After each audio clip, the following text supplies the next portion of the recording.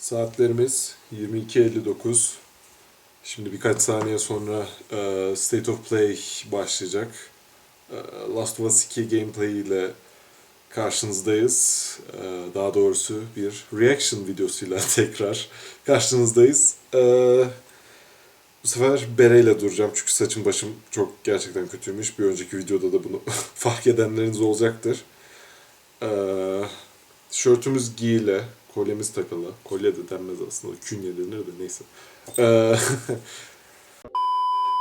Son bir dakikanın içine girdik artık. Son birkaç şey söylemek istiyor muyum? Aklıma gelmiyor henüz. Heyecanlıyım gerçekten. Hani uzun bir süre sonra yeni bir şey göreceğiz gameplay olarak.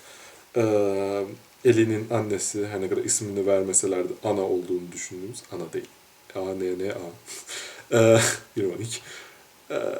Ondan bir şey paylaşacaklar mı? Liv ve Yara'yı hani tam 2 yıldır falan görmüyoruz. Hatta 3 yıl neredeyse olacak. Şimdi son 26 saniyeye geldik. Onun dışında Dina ve Ellie'den mi gösterecekler? Ne gösterecekler gerçekten bilmiyorum. Bakalım, izleyeceğiz.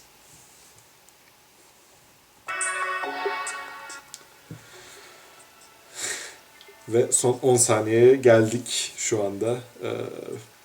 Bakalım. İnşallah güzel bir şeyler olur diyeceğim. Öyle inşallah demeye gerek yok. Güvenim sonsuz ve başlayabiliriz.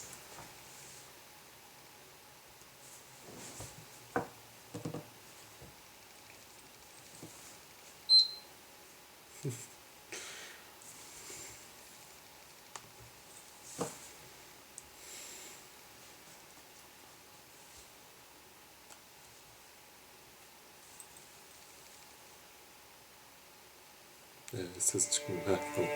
I know you wish things were different.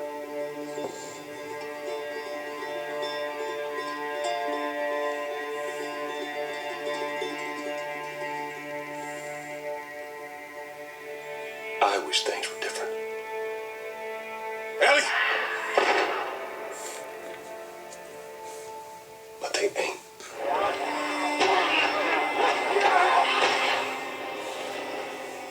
Please stop.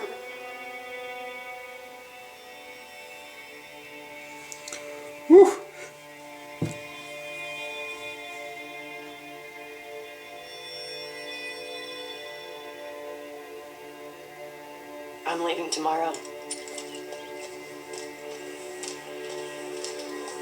To do this smart, we'd be leaving Jackson vulnerable. So they just get away with this? How'd you find us? You can't stop this. I want what you want. But not at any cost.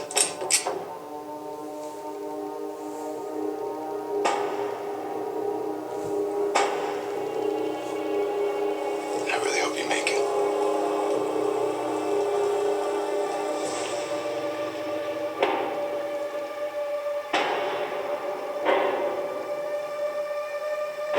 I have to finish it. There's a cost.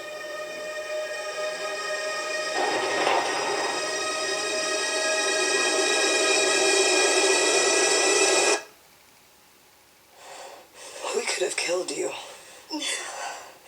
Maybe you should have.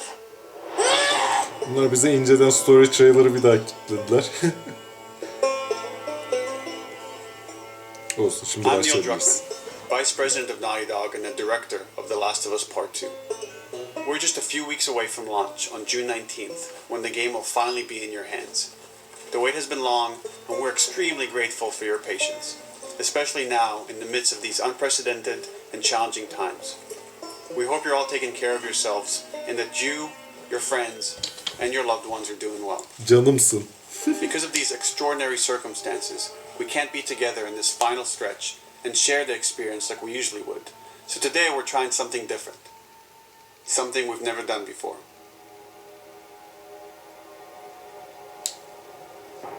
Over the next 20 minutes or so, we're going to give you an in-depth look into what awaits you in The Last of Us Part 2, including new details about the gameplay experience and story. And to cap it all off, we'll be showing a never-before-seen, lengthy gameplay sequence. You'll definitely want to stick around for that.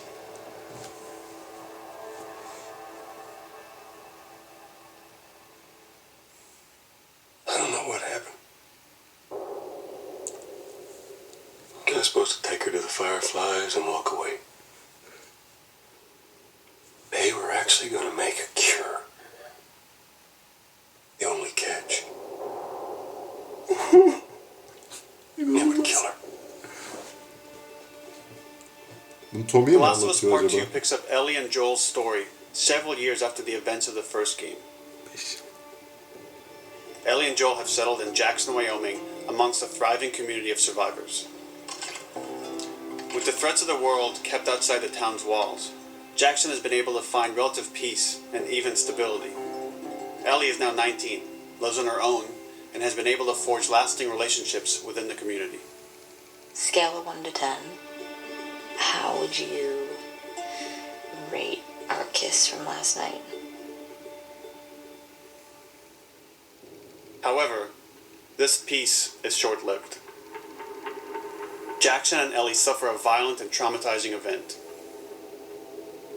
Ellie sets off back into the treacherous outside world in search of retribution and justice. Her journey will take her to new parts of the country previously unexplored in The Last of Us. The story spans multiple seasons and climates, from the snow-capped mountains of Jackson to the lush Pacific Northwest. Each introduces a wide range of exterior and interior environments for you to navigate and explore, rendered in meticulous detail and unprecedented scale with the latest iteration of the Naughty Dog engine. Our goal was to make these environments not only beautiful, but feel as grounded and authentic to the cities they're based on as possible. Much of the story unfolds in what remains of Seattle, a massive former quarantine zone. Its locales are incredibly diverse, spanning a dense city center with a skyline of towering high-rises to the beautiful suburbs and stormy waterfronts that surround it. The city exhibits drastic shifts in architecture, elevation, and weather. And with Part 2, we've introduced new traversal mechanics that afford greater exploration and ways to navigate threats. Ellie is not only able to climb and jump over gaps, but she can use ropes to scale vertical terrain or swing over obstacles, allowing you to discover new areas, resources, and side narratives. Uncharted olmuş bu. These more open environments also create new strategic considerations in combat, whether it's to get the jump on enemies or bypass them entirely. The Last of Us Part 2 features some of the largest environments we've ever created. Horseback riding will allow Ellie to quickly cover some of these expansive terrains. Some streets are so flooded that a boat is required to navigate them. However, the world of The Last of Us is as lush and inviting as it is deadly. As Ellie uncovers the path to finding those who have wronged her, she must face the many threats of this unknown city.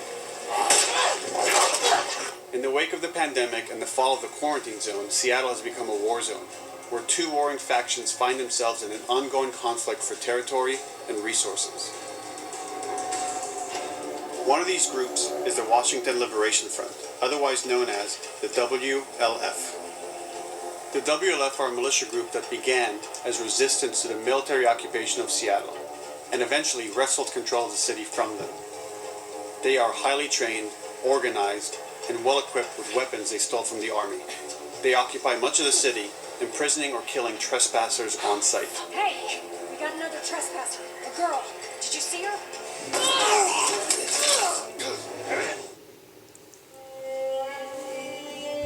On the other side of this bloody Seraphitler. conflict is a group of religious zealots called the Seraphites, or Scars, defined by the self-inflicted deep cuts that they bear across their faces. Şu yanakta. Like the WLF, they're deeply tribalistic and territorial. They're known for being stealthy, using overgrowth as cover, and they use more silent weapons like bows and arrows. Clip her wings. Şu görüntünün üstünde 3 yıl geçti lan. 2017 PSX. But beyond this conflict among survivors, the threat that originally brought the world to its knees is very much present. Every human is in danger of falling victim to the infected. They are the recently infected runners who are more numerous and aggressive in this game. The blind but extremely deadly clickers, and the stalkers who sneak and hide until they're ready to attack, surprising their victims with extreme agility and brutal violence. Bir kere de şaşırttın. The Last of Us Part 2 introduces new stages of infected, such as the Shamblers. Large, heavily armored enemies that are covered in pustule. Upon getting close to you, they expel a corrosive spore cloud that burns its victims. But our most terrifying and lethal new forms of infected will have to wait until you play the game for yourselves.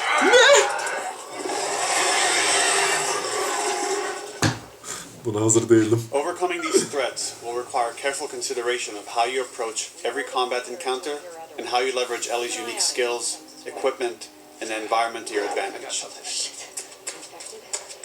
Get in there. The WLF patrol the streets of Seattle with guard dogs, which are capable of detecting and following you, even while in cover. You think this guy's connected to the They can pick up your scent and alert their handlers to your presence. Listen mode will reveal your scent trail, so keep moving and cause distractions to avoid detection. They could be hiding anywhere. 25 years after the pandemic began, the world is completely overgrown. Use tall grass to hide from enemies and go prone to stay out of sight. However, this form of analog stealth means you're never fully hidden. If enemies get close enough, they can discover you, even in grass. When Ellie is overwhelmed, running away is a viable option. You can also break glass or crawl through tight spaces to find new paths or areas to evade or take on your enemies. In any given combat situation, you can flee an encounter and re-establish stealth to regain the advantage. If you absolutely have to fight your way out, there are a variety of tools at your disposal. Ellie's more agile than most of her enemies. She can sprint and quickly dodge incoming attacks. Learning how opponents attack with different weapons and mastering the timing of your dodges will prevent you from taking damage and create opportunities to counterattack. Ne You can use throwable items or well-placed shots to stun enemies before dealing a killing blow. Or using them as a shield to protect yourself or buy some time to figure out your next move.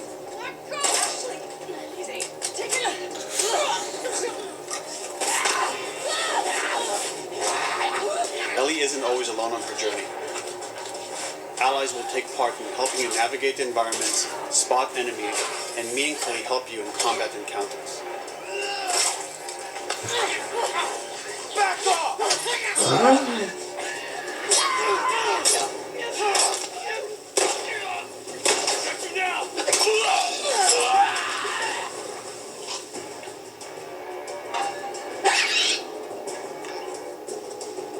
Between the human survivors and the roaming infected, there will be times where multiple threats are present, creating new strategic considerations and opportunities.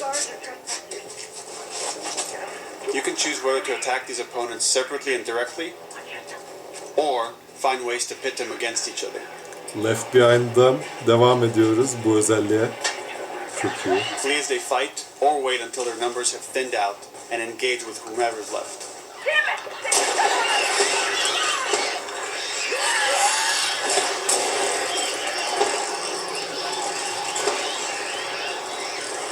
Bizim şansımıza gelip bizi bulurlar lan. Our goal is to create unparalleled tension, coupled with deep systems that give you greater control and influence over your journey. As you play, you'll be able to invest in the broad collection of crafting items, weapon, and player upgrades through training manuals scattered throughout the environment and scavenging for ingredients. These skills and upgrade manuals cater to a variety of playstyles, and the choices you make will create your own distinct experience.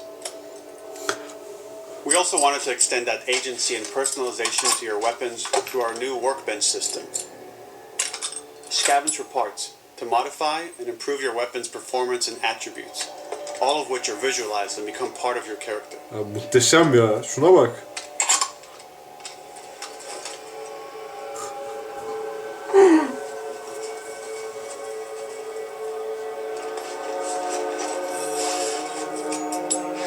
Survival will also require using the parts and ingredients that you'll find in the environment. which can be crafted into a wide range of defensive and offensive items, like proximity mines, explosive arrows, pistol suppressors, and more. Siz ne yaptınız ya?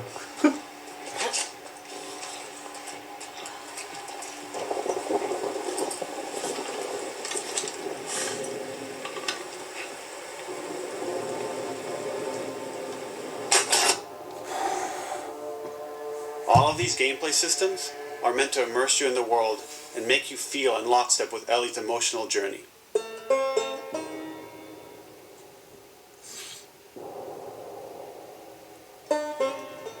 As we've said before, this is Naughty Dog's largest, most ambitious game. It may seem like we covered a lot, but we've only scratched the surface of what it's like to play The Last of Us Part 2. We can't wait for you to experience it all for yourself on June 19th. 22 gün kaldı şurada ya, hadi. Until then, here's an extended sequence of never before seen gameplay. Aha. Enjoy.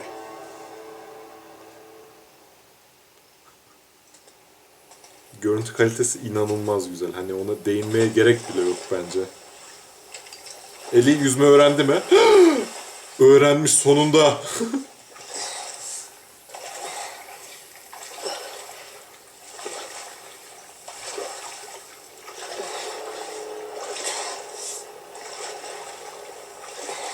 Did you find her yet? Shit. Okay, well, no one was looking. We're searching the area, just in case she's still around. Isaac's not happy about it. No shit. Escape. What the fuck are they talking about? Doğa da biliyor, tamam, süper, harika.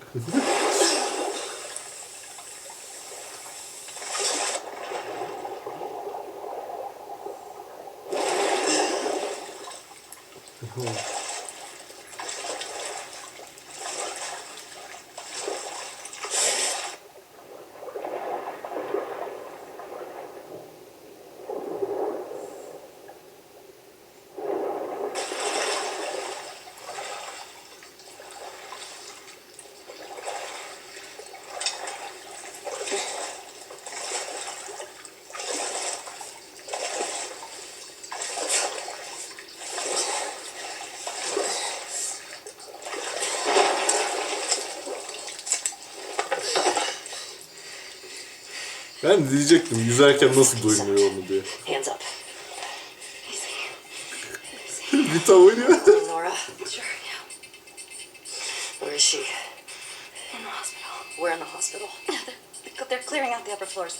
She's somewhere in there.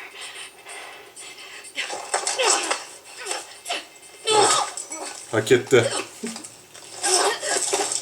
Fazla brutal. Stop.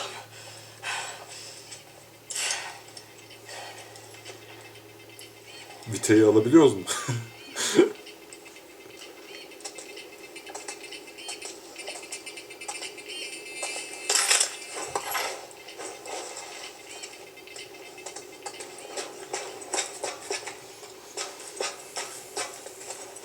Both away. Word is we're almost wrapped up. Good. I got my girl waiting for him for 5. You shitting me? They put you with Joe again? Upstairs. Hey, we get the job done. I bet you do. Oh, this is not fair. I'm telling you, man. Data soldier. It makes these shifts so much easier. Sure. I'll keep that in mind. Fuck. Sounds like scars are getting closer. Hope that's our guys executing those freaks. Hey, did you hear how we're all getting called up to the fob? I heard that Isaac wants us to retake all of downtown. I heard we might take the fight to them. Pet şişeden susturucu No yaptı way. ya. Daha da bir Not şey after what demiyorum. went down last time. Even Isaac isn't that crazy. That's what I heard.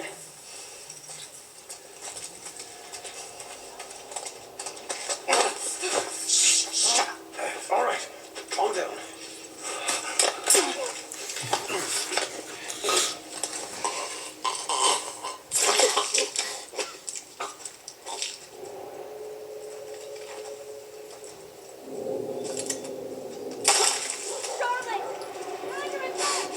Aha, Charlotte gitti.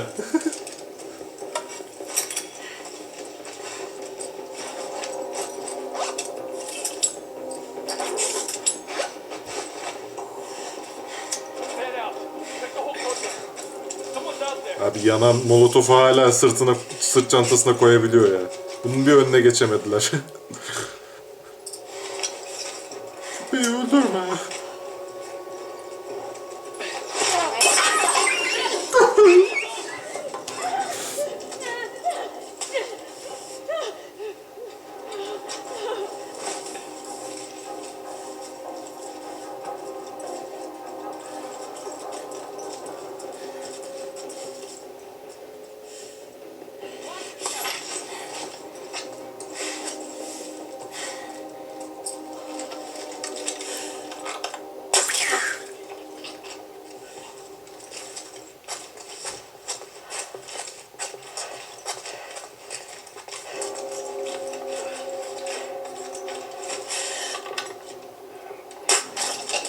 Just like that.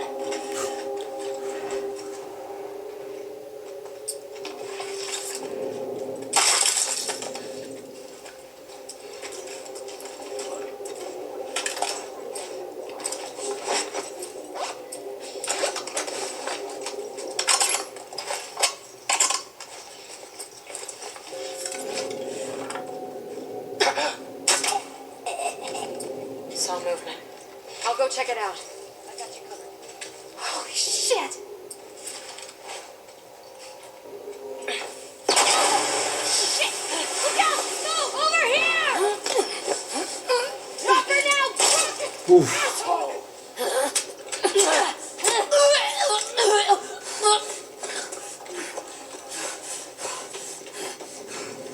I found her!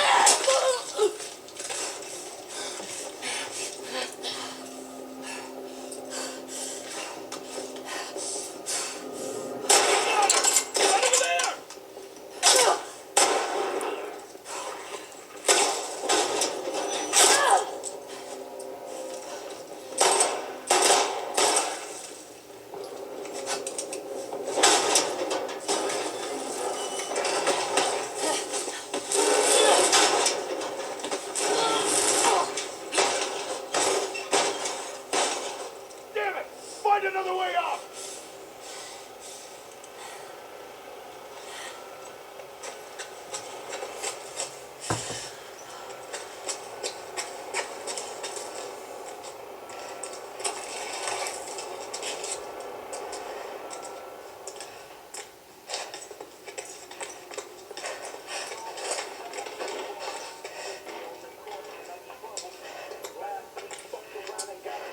That you, Nora?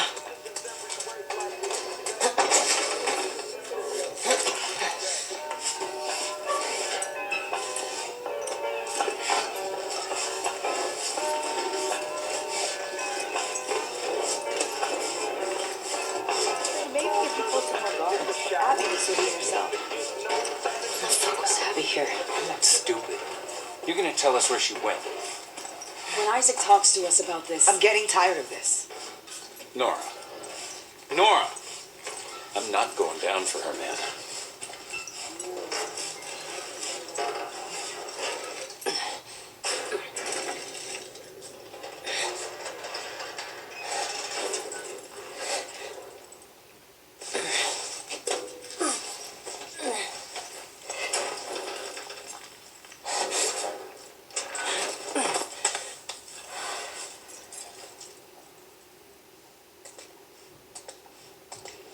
Alsana lan. Alışkanlık. Don't scream. Put that shit down.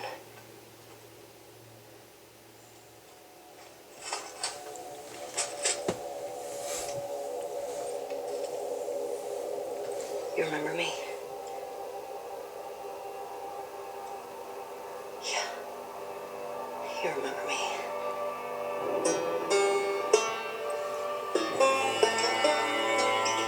Artık bu saatten sonra daha fazlasını istemek hata olur bence.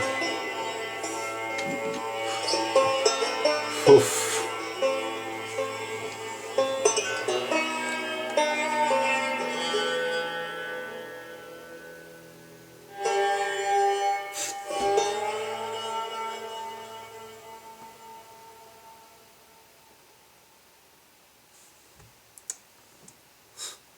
bitti herhalde.